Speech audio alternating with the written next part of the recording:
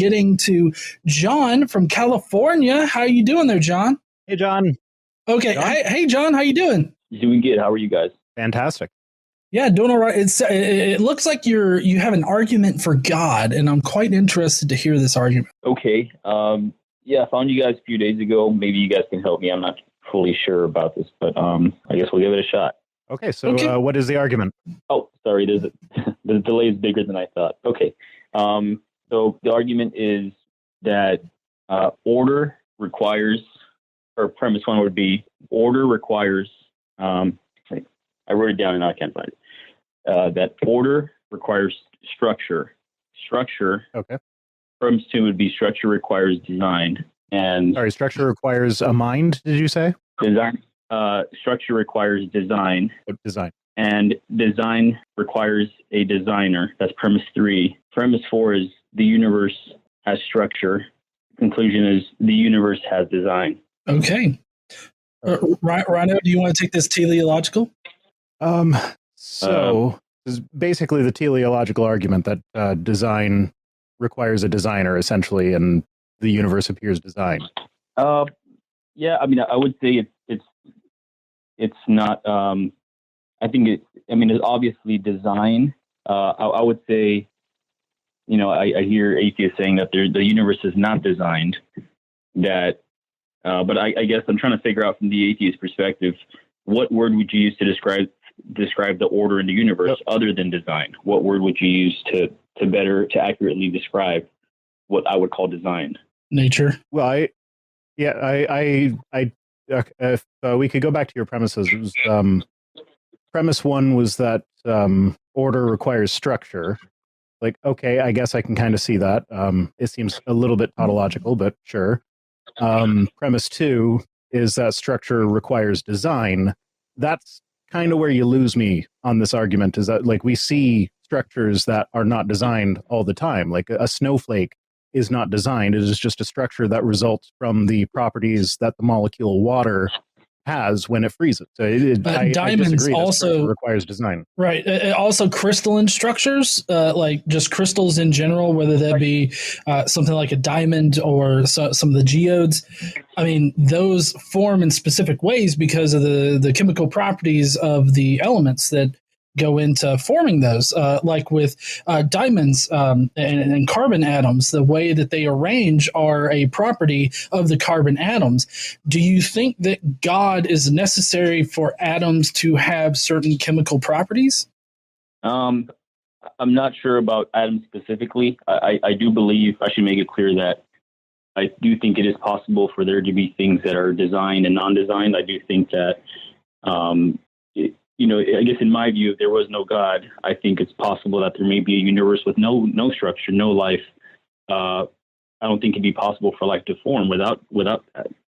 It would just be chaos. But we do have design, which is what led for, which is what made it possible for DNA and molecules and life itself to even form. So in your mind, is there some force out there that would be causing the universe to be non-structured, that God needs to fight against to impose order?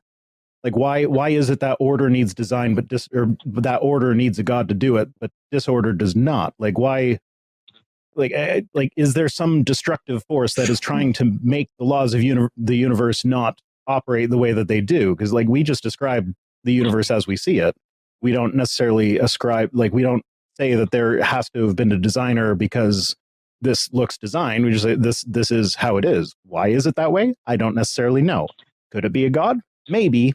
That's not where the evidence points, though, in my opinion. Well, I think one issue that I have with the term nature is, one of you brought up the term nature, is that by calling it nature, we're assuming that this concept, or this what would you call it?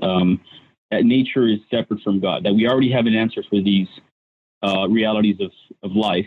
They're called natural processes. But what we're doing is, if we're looking for evidence of God, if we already assume that nature is something other than God, and we're trying to prove the existence of God, how can we not? I mean, we're basically taking away the biggest tool for the argument for God, which is nature.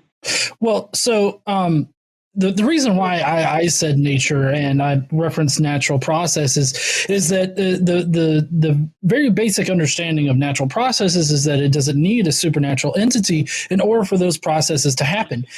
Typically, whenever I talk about this, I like to reference like rain.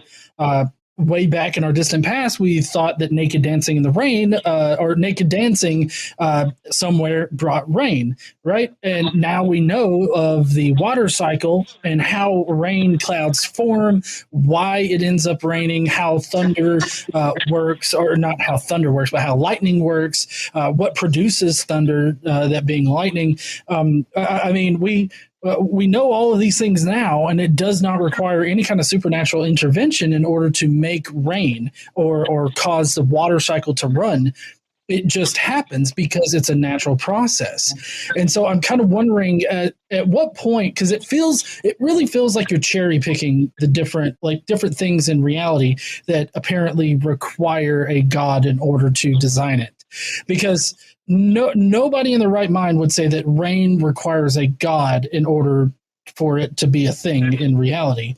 Any natural process that we have now, we would not say that God is required in order to have that natural process function. So what's your criteria for determining what requires God to function, or what would require God in order to function normally? Well, I think it might be an issue of equivocation when we were discussing first that somebody mentioned that a snowflake isn't designed, that it's a natural process, but it has design. I don't necessarily agree. I think there are patterns. As humans, we do recognize patterns. But I think it has more to do with our biology, the fact that we're able to recognize patterns, but we're not able to, we do it more for us to be able to understand things. We're pattern recognition, like seeking individuals. Well, but in terms of... Okay. Hold on. Let me stop you right here. Let me stop you right here because you're really kind of bouncing around the question that I asked you. Can you tell me what is your criteria for determining a naturally occurring pattern to and differentiating that from a pattern that requires a supernatural deity in order to exist? I think the issue is in the question itself, which is that you're assuming that you're basically asking me, how do I differentiate between something that you think God has nothing to do with what I think God has created? When how would you differentiate between a designed object and an undesigned object? Because the only way that we can actually tell design is by comparison. We compare something that we know to be designed because we have previous experience with it with something that we have only ever witnessed occur naturally without design. So in your worldview where God designed everything, how do you determine what is even designed? Because you have no basis for comparison, because in that worldview everything is designed. So it's nonsensical. Well, also, I'm just playing off of something that you said earlier. You said that you agree that there are some undesigned things, or that possibly some things aren't necessarily designed by God. That's what I took away from it. So if I'm wrong, I apologize, but I was just taking into consideration something that you had said prior. But go ahead and answer Weist's question. Yeah, sorry. That last comment kind of made me forget what his original question was. It was about differentiating between things that are designed versus not designed. How do you I know can figure that out? Something is in fact designed when, like, currently the only basis we have for figuring out if something is designed is by comparing it to things that we like, other things that we know have been designed and have previous experience with. So if God designed everything, then how do you actually determine that? Like, how do you tell the difference between the design of a rock and the design of a biological organism? Because the structure and design, or I guess design is now being used differently, but yeah, the structure and the makeup of something like a rock, it acts according to the physical laws. Yeah. And the structure, let's say, of a tree, something living, also acts according to the natural laws. To the laws of nature and biology. Yeah. I'm sorry? I was agreeing with you that yes, a living thing also is just like something following the natural laws, and that's how it works. So I'm how do you determine that they're designed then? If there's no functional difference other than the fact that one is a different type of object. Well, one thing I would say is your original question was, how do I distinguish between something that was designed versus something that was designed by God, or something that was designed by what was the other thing you said? Something No. It's undesigned versus designed. Well, I think there's a big difference between things that we understand as designed because a human made it versus things that we see in nature, which we assume are just a product of nature. But when it comes to things that, regardless of how advanced we get, we can develop. Basically, what humans do is we already play with the things that are out in nature, things that are already in existence. We cannot design and create molecules or DNA or the building blocks of life. We can only play with the things that are already there. I disagree. We can, there's a vaccine going around right now that is mRNA, and it was actually, they developed that within a couple days of the genome being published for COVID-19, and they did that by writing the RNA themselves. So, we can design stuff like that. But I take the point where humans can't create something out of nothing as God supposedly did with the universe.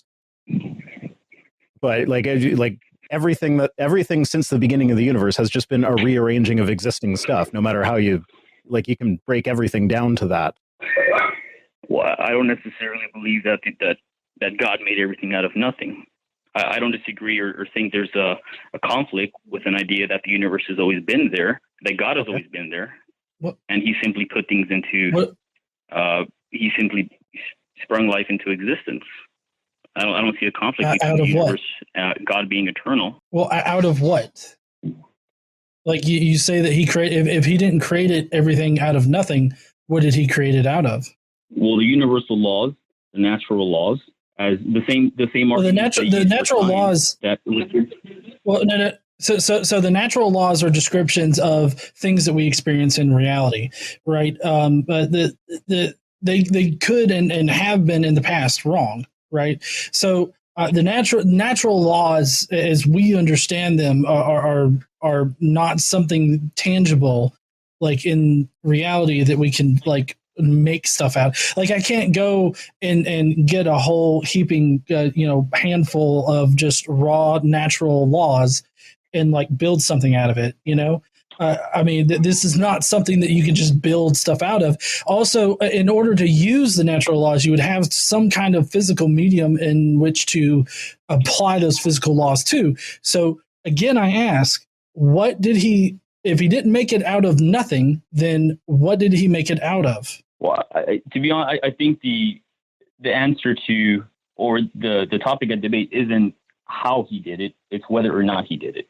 And I'm not claiming to say how he did it. You brought it up. No, you see, but you see, you're the one that brought up how he didn't create it out of nothing. And so if he didn't do it out of nothing, because when I read Genesis 1:1, I see a wizard that speaks a magical incantation and poofs everything into existence. That's what I get out of it. If he doesn't poop everything into existence out of literally nothing, what physical medium or what physical thing did he make it out of? I have a slight disagreement with you, G. But you're pointing I never brought up the Bible. I never even said I was a Christian. I said I was a theist. Okay. I don't necessarily. Previous call notes say that you're okay. That I'm a theist.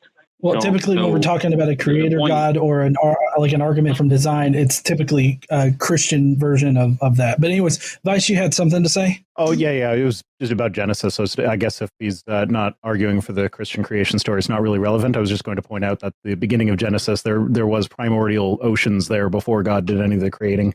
Sure. Basically, what I'm saying is I don't see how the same objections you would have to how God did anything are the same questions that science can't answer. And we have this idea that science is working on answering the question, and that presumes that there is an answer at the end, that there's an answer that we can come to that excludes okay. God. But have we ever come to an answer by considering God as the option? When has that been a useful answer in science? We're not going to find an answer that we just stop looking for because we assume God did it. I don't necessarily think it's an assumption. I don't think there's an answer to, let's say, how do we cure this disease? The answer is God. But when it comes to the answers of we're talking about the origin of the universe here. Life. And there's been a lot of Right. useful science that has come out of the study of the origin of the universe. Like broadcast stuff that we use now has its basis in Maxwell's equations, which came from just trying to understand how the universe works. Maxwell wasn't trying to invent TV. And on top of that, like Wi-Fi was invented, or the precursor to Wi-Fi was originally invented as like a torpedo homing system that was supposed to like change frequencies so that it could avoid jamming from like enemy jamming. Like you study science so that you can learn more about how the universe works, and then the applications come later. You don't look for an application at the beginning. So to just say, I think God did it, so why even bother trying to figure it out because there is no answer? You're not going to make any progress that way. It's much better to assume that things have a mechanism and explore that mechanism, try and figure it out, and then you get all sorts of useful applications just kind of sprouting off the side from there. Well, I don't necessarily believe that arguing for the existence you of don't God have to believe that. That's someone how science works. for answers. You cut off. What was that? I was saying you don't have to believe that. That's just how science works. Yeah, and I'm kind of curious if there's something in the past that we once attributed to God that we still attribute to God, because like we used to think, like I said before, we used to think that rain was controlled by God. Even in the Bible, which I know that you're not arguing from the Bible necessarily, but just one example of this that I'm familiar with is God is said to control lightning. Like in the Bible, he zapped a couple people in there for various reasons. But that's just one example of people thinking that God, controls things that we now know is not controlled by God. So I'm just kind of curious, other than the beginning of the universe that you attribute to God, is there anything else in this universe that you think God is directly responsible for? Well, of course. I mean, for the beginning of the universe to exist, I mean, there has to be, if God is the cause of the universe, for there to be any structure, any order, any possibility of life, I mean, God has to be, if God is the cause of the universe and everything in its existence, then he's directly responsible for everything. Now, the mechanisms that get there. Okay, so let's study the mechanisms and get a better understanding of how things work. Right. And also the whole God did it thing is a really poor answer. You see that like I'm not opposed to believing in some sort of deist God. Like if you think there's a God out there that started everything, then that's fine, I guess. But like science is the study of how God would have done that. And so far, the mechanisms that God uses, if God indeed does use mechanisms, are all purely natural. So there's no reason at this point to think that there would be a supernatural reason at the beginning of it all. Well, the laws that you consider descriptive, I would agree they're descriptive simply because we cannot manipulate and change them. But Lisa, are you arguing that they're not prescriptive? By something else? I mean, that's a positive claim you'd have to back up. No, so the natural laws that we're talking about are not prescriptive. They're descriptive of our experiences in reality. And we have changed them. I mean, just take Newton's ideas about gravity and how that works. Einstein later came back in with the special relativity and general relativity in order to completely explain how gravity works in our reality. And so, I mean, we have changed these natural laws of reality because they are descriptive of what we know about reality. Yeah, we change the laws to match how we measure reality working. If there's a problem with, like, if something doesn't add up in the law, we figure it's a problem with our understanding of how things work, not a problem with the functioning of the universe itself. Well, exactly. So you're not changing the laws themselves. You're changing our equations that try to explain how these laws work. That shows an error in our thinking, not the laws themselves. So you're proving that's exactly what he was saying. Is that we use the natural law, we use the language of mathematics to describe our understanding of how the universe works. If the universe worked differently, we would have different laws and different mathematical equations and stuff to describe these different laws. Like we're not writing the laws. We're just describing how the universe works. And I don't see any reason why there needs to be a God making the universe work this way. Right. But again, you're claiming these laws are descriptive simply because we cannot change them. We can only change our understanding based on our mathematical formulas. But we cannot change the laws themselves. What is your They're intrinsic in the universe. And do you have any evidence that it could be any other way? Does a God need to fight against some chaotic force that you also believe in that is trying to change the laws?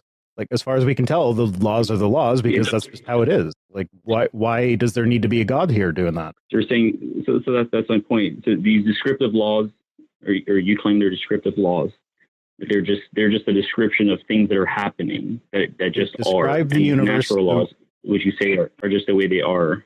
I think by labeling them natural laws and descriptive laws, we're assuming that these are something separate from God, as if God hasn't been discovered because we already have a name for them, natural and physical laws of the universe. Are you just saying that God is the natural laws of the universe? In general. Well, so this is starting to sound like a presuppositional argument. And sorry, go ahead, Vice. I was just going to ask, what is your definition of God? I feel like we're talking past each other here. God is the cause of all existence. So what's that have to do with natural laws? Right, but again, you keep referring to natural laws. The reason scientists have this argument on their corner is because they're using natural law as if it's something outside of God. So in order for someone to prove God, they have to use something other than the things that show that God exists, which they cannot use nature, they cannot use physical laws. You have to assume that those things are separate from God, which makes it impossible to prove God. Well, when science is using this, this will be proves their own point. Listen, we need to wrap up this call because we're kind of going around in circles here. And if you can prove a causal connection between the natural laws of this universe and God, then you can use natural laws in order to describe God. But as of right now, there just simply is no connection between the natural laws of the universe and God. The natural world just works uniformly, and that's all that we've ever experienced. We haven't experienced any kind of supernatural connection between the natural laws of this world and some deity wizard out there that I guess snapped his fingers and created everything out of something that you won't describe. So is there any kind of final thought or anything that you want to put like a little capstone on this? And we need to head to the next caller. Sure.